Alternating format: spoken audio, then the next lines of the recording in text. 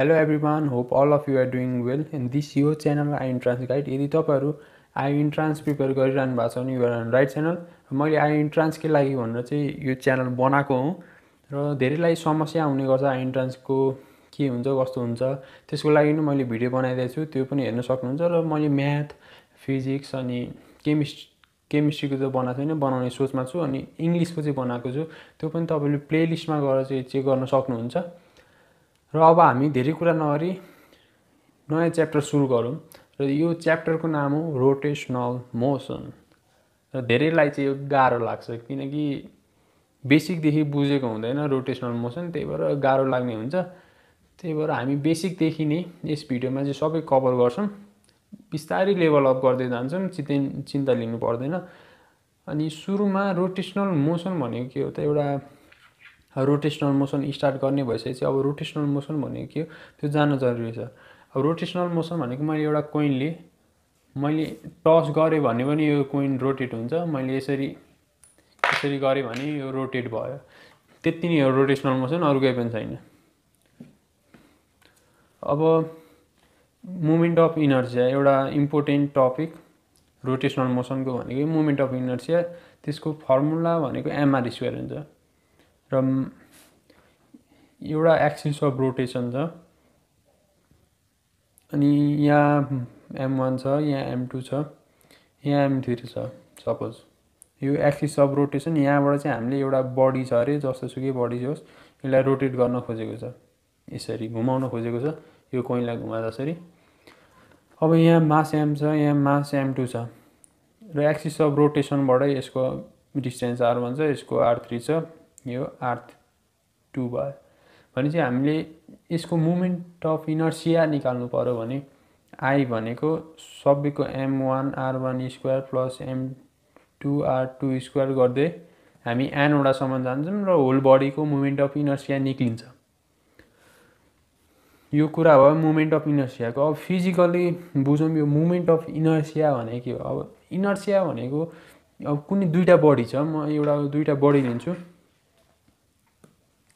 एउटा मैले कोइन लिए र अर्को यो दुईटै पेन लिए। अब इनर्सिया मात्र भनेको के हो बुझौँ।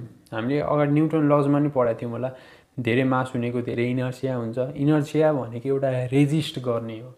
अब एउटा हुन्छ नि स्टेटलाई चाहिँ रेजिस्ट गर्ने। अब सपोज यो रेस्टमा छ, मैले दुईटै रेस्टमा राखेको छु। अब मैले यसलाई सार्नलाई अलिक 5 न्युटन फोर्स लाएँ, यसलाई सार्न मैले 10 न्युटन फोर्स लाएँ, सेम पोजिसन सार्नलाई। भनेपछि यसमा इनर्सिया बढी रहेछ किनकि मैले धेरै फोर्स लाउनु परेको छ यसलाई सार्नको लागि। अब यो कुदिरहेको छ, यसलाई रोक्न पनि मैले बढी नै फोर्स लाउनु पर्छ यसको भन्दा, किनकि यसको इनर्सिया कम छ। इनर्सिया भनेको एउटा रेजिस्ट गर्ने, अपोज गरिदिने।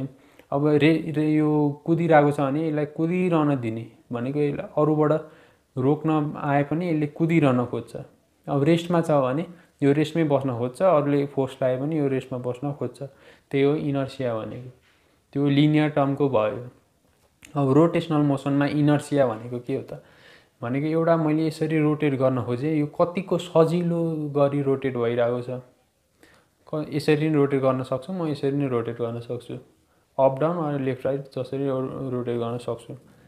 यसरी रोटेट गर्दा चाहिँ कतिकै रेजिस्ट गरेको छ, जति रेजिस्ट गर्छ त्यति नै इनर्सिया बढी हुन्छ। इनर्सिया भन्ने बित्तिकै अपोजलाई रेजिस्ट गर्ने। मैले यो यसरी घुमाउन धेरै फोर्स लाउनु पर्छ भने यसलाई घुमाउन यो सजिलै घुमिरहेको छ यसरी, भनेपछि यसमा इनर्सिया कम भयो, यसमा बढी भयो। जुनमा चाहिँ बढी फोर्स लाग्छ, जसले चाहिँ मलाई मेरो फोर्सहरू रेजिस्ट गरिरहेको हुन्छ, त्यसमा बढी इनर्सिया हुन्छ। त्यही हो फिजिकल मिनिङ भनेको। अब फिजिकल मिनिङ बुझिसकेपछि अब तपाईँको च्याप्टर सकियो। अब अर्को टर्म छ रेडियस अफ गाइरेसन, यो mk² को फर्ममा हुन्छ। अब यसलाई नै अब हामीले अलि अन्डरस्ट्यान्डिङ राम्रो होस् भनेर के युज गरेको, के भनेको रेडियस अफ गाइरेसन। अब के को भ्यालु डिफ्रेन्ट हुन्छ, अब सोलिडको लागि डिफ्रेन्ट होला, यो स्फियरको लागि, सर्कलको लागि के को भ्यालुमा मात्र डिफर गर्छ। यो m त कन्स्टेन्ट भयो, इनर्सिया भने के को भ्यालु मात्र डिफर गर्ने हो, यो हामी पछि पनि हेर्छौँ। अब moment of inertia of some bodies, यो म पार्ट 2 मा ल्याउँछु। अहिले म यो ल्याउन खोजिनँ किनकि म त्यसमा चाहिँ डेरिभेसन गरेर सबै कुरा तपाईँलाई अलि राम्रोसँग पढाउन मन छ मलाई, त्यही भएर पार्ट 2 मा ल्याउँछु यो। अब यो रोटेसनल मोसनको इक्वेसन, अब जस्तै लिनियर मोसनमा इक्वेसन थियो नि v = u + at अनि फोर्स = ma, त्यस्तै इक्वेसनहरू थियो नि लिनियर मोसन। त्यति थाहा छ भने तपाईँले अब रोटेसनल मोसनको लागि केही गर्नै परेन। लिनियर मोसन थाहा छ भने रोटेसनल मोसन तपाईँलाई आइसक्यो। को इक्वेसन चाहिँ अब भेलोसिटीलाई हामीले रोटेसनल मोसनमा एङ्गुलर भेलोसिटी मान्छौँ। हरेक कुरा हामी एङ्गलमा नाप्छौँ। यहाँ रोटेसन भन्ने बित्तिकै हामी एङ्गलले रोटेट गर्ने हो, त्यही भएर हामी सबै कुरा चाहिँ हामी अब एङ्गलमा चाहिँ नाप्छौँ। यहाँ लिनियर भेलोसिटी थियो, यो v भने लिनियर भेलोसिटी हो, यो भनेको लिनियर भेलोसिटी हो भनेपछि यो एङ्गुलर भेलोसिटी, यो लिनियर डिस्प्लेसमेन्ट, यो एङ्गुलर डिस्प्लेसमेन्ट, यो लिनियर एसिलेसन, यो एङ्गुलर एसिलेसन। त्यसरी यो लिनियर फोर्स भनेको लिनियर नै हुन्छ हैन, फोर्स भयो। अनि यो एङ्गुलर फोर्सलाई हामी टर्क भन्छौँ र फोर्स हामी एङ्गुलर फोर्सलाई हामी टर्क भन्छौँ। र मास भयो यो इनर्सिया, मासको ठाउँमा हामी इनर्सिया लेख्छौँ। अब जति धेरै इनर्सिया, मोमेन्ट अफ इनर्सिया भनौँ न, यो एक्चुअली चाहिँ मोमेन्ट अफ इनर्सिया हो। मोमेन्ट अफ इनर्सियाले नि कतिको रेजिस्ट इनर्सियाको बारेमा कुरा गर्ने हो। अब जति धेरै मास भयो त्यति धेरै इनर्सिया हुन्छ भने बुझेको थियौँ। जति धेरै मास भयो यसरी बुझ्नुहोस् कि जति धेरै मास भयो, अब मैले गाडीलाई चाहिँ रोक्न गाह्रो हुन्छ साइकल भन्दा, भनेपछि जति धेरै मास भयो त्यति धेरै इनर्सिया भयो, त्यति धेरै रोक्न गाह्रो हुने भयो। अब मोमेन्ट अफ इनर्सिया भनेको नि त्यही इनर्सिया नै डिफाइन गर्ने हो, त्यही भएर मास र इनर्सियालाई हामीले एउटै मान्छौँ। एङ्गुलर रोटेसनल आयो भने मासको ठाउँमा हामी इनर्सिया राख्छौँ। अब इक्वेसन हेर, लिनियर मोसनमा v भनेको u + at, यो सिम्पल इक्वेसन छ। अब v को ठाउँमा हामी ओमेगा राख्ने, u भनेको नि भेलोसिटी आएको ठाउँमा ओमेगा राख्ने, यो इनिसियल ओमेगा, यो फाइनल ओमेगा। अब एसिलेसनको ठाउँमा हामी अल्फा राख्छौँ, यो भनेको एङ्गुलर एसिलेसन भयो, t को ठाउँमा t नै भयो। अब फोर्सको ठाउँमा हामी टर्क राख्ने टाउ, अनि m को ठाउँमा हामी i राख्ने, a को ठाउँमा अल्फा राख्ने। सबै इक्वेसन अब हामी यसरी नै बनाउने हो, तपाईँले घोकिरहनु जरुरी छैन। अब तिमीहरू आफै एकचोटि सोच अथवा गर, सिम्पल छ।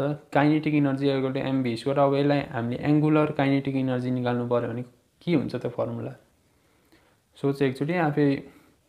यो त सिम्पल छ, 1/2 1/2 नै भयो। m को ठाउँमा हामी इनर्सिया राख्ने, मुभमेन्ट अफ इनर्सिया।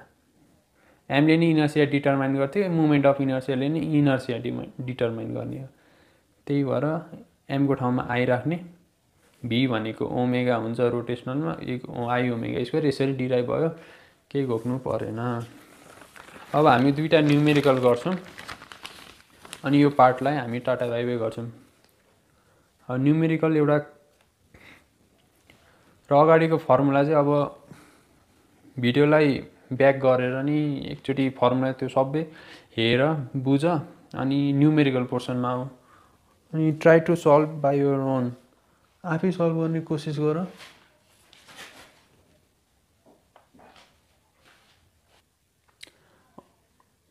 अब यो इक्वेसन अफ मोसन चाहिँ अब कसरी चाहिँ, इक्वेसन अफ रोटेसनल मोसन चाहिँ कसरी न्युमेरिकलमा एप्लाई गर्ने, एकचोटि आफै ट्राई गर भनिसकेको छु मैले।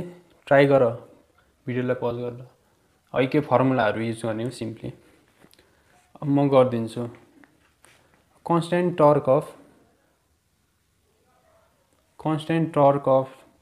टर्क भन्ने बित्तिकै टाउ लेख, 200 न्युटन मिटर गिभन लेखिहाल। अनि मोमेन्ट अफ इनर्सिया भनेको i भनेको 100 केजी मिटर² भयो। अनि रिभोल्युसन भनेको एक रिभोल्युसनमा 2π हुन्छ, यो भनेको यो एङ्गुलर डिस्प्लेसमेन्ट दिन खोजेको 20 रिभोल्युसन। 20 रिभोल्युसन भनेको 20 × 2π, एक रिभोल्युसनमा थीटा 2π चाहिँ एङ्गुलर डिस्प्लेसमेन्ट कभर गर्छ भनेको। सर्कलको एउटा यहाँ यो पोइन्टदेखि फेरि यही पोइन्टमा आउनको लागि यसले 2π एङ्गल चाहिँ बनाउँछ सेन्टरमा, यसरी 2π एङ्गल बनाउँछ। यो सिम्पली छ, 20 रिभोल्युसन भनेको 20 × 2π भयो।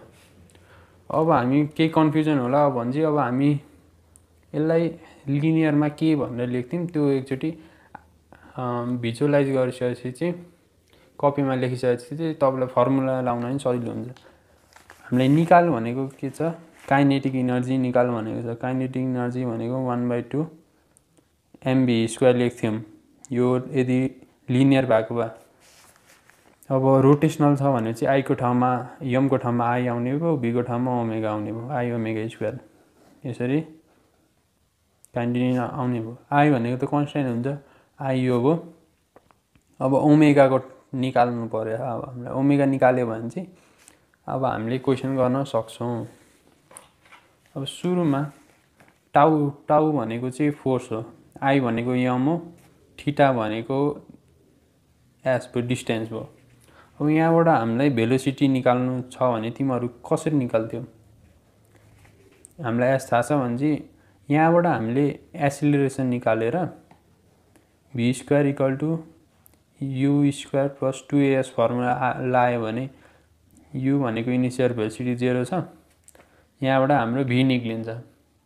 अब सेम प्रोसेस चाहिँ हामी रोटेसनलमा के गर्छौँ, F = ma लाउँथ्यौँ यहाँ भने अब यहाँ के लाउनु पर्यो, टाउ = m को ठाउँमा आई, ए को ठाउँमा अल्फा। यति लाइसकेपछि चाहिँ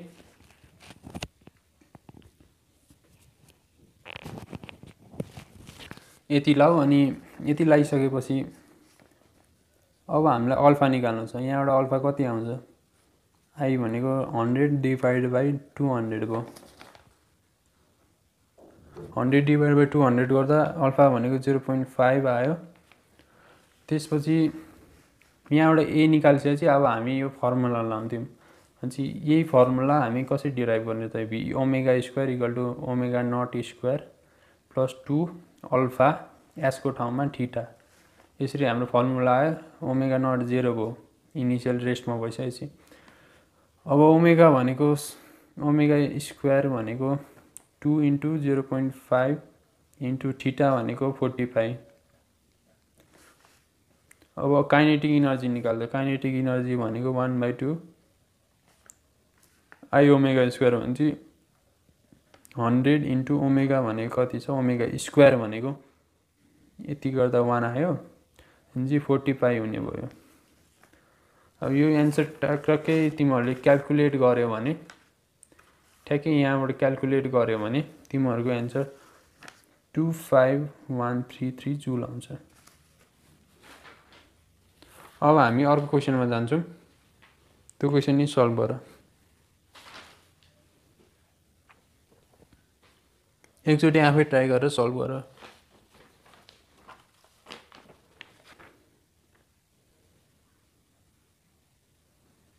अघिको क्वेसनमा चाहिँ सानो मिस्टेक भएर यो क्याल्कुलेसन मिस्टेक भएछ हैन।